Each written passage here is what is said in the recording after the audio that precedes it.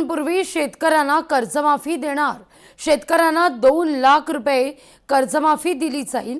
दत्ता भरणे यांनी या संदर्भात प्रतिक्रिया दिली आहे।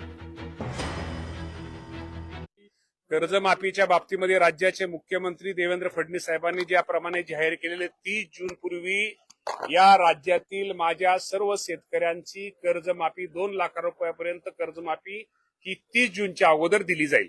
महाराष्ट्रामध्ये शेतकऱ्यांना उद्ध्वस्त करण्याचा निर्धारच आता सरकारने केला असं म्हणायला हरकत नाही।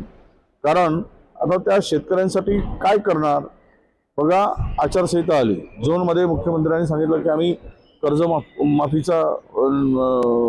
कर्जमाफी देऊ आणि JR काढू, घोषणा झाली, अद्याप त्या संदर्भातला स्पष्ट JR निघालेला नाही।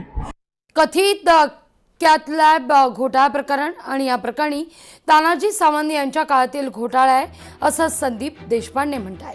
या प्रकरणी संबंधित मंत्री अधिकाऱ्यांची चौकशी व्हावी अशी मागणी देशपांडेंनी केली आहे। याच्यामध्ये जे मिळालं आहे टेंडर ते NL हेल्थ केअरला मिळालं आहे। 345 कोटी 31 लाखाचं टेंडर आहे। मला असं वाटतं तर ते आरोग्यमंत्री नाहीत म्हणून त्यांची जबाबदारी नाही असं होत नाही ना। आज हे आमदार आता आहेत ना त्यामुळे त्यांची जबाबदारी आहे। आणि मला असं वाटतं सर्वात महत्त्वाची, शासन म्हणून ही कॅबिनेटनी पास केलेला निर्णय आहे ना, तर अख्ख्या मुख्यमंत्र्यांसकट सगळ्यांची जबाबदारी आहे। आता तानाजी सावंत नाहीत म्हणून ती जबाबदारी आरोग्य खाते ढकलू शकत नाही।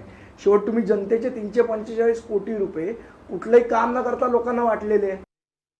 जनगणना निवडणुकीत कर्मचाऱ्यांना काम करावं लागणार आहे।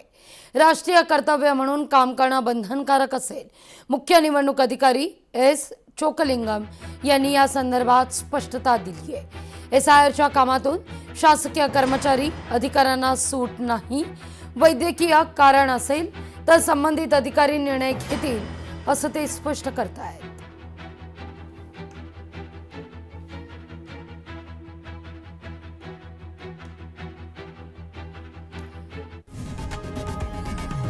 लोकशाही मराठी ऐका, पहा, जागरूक रहा।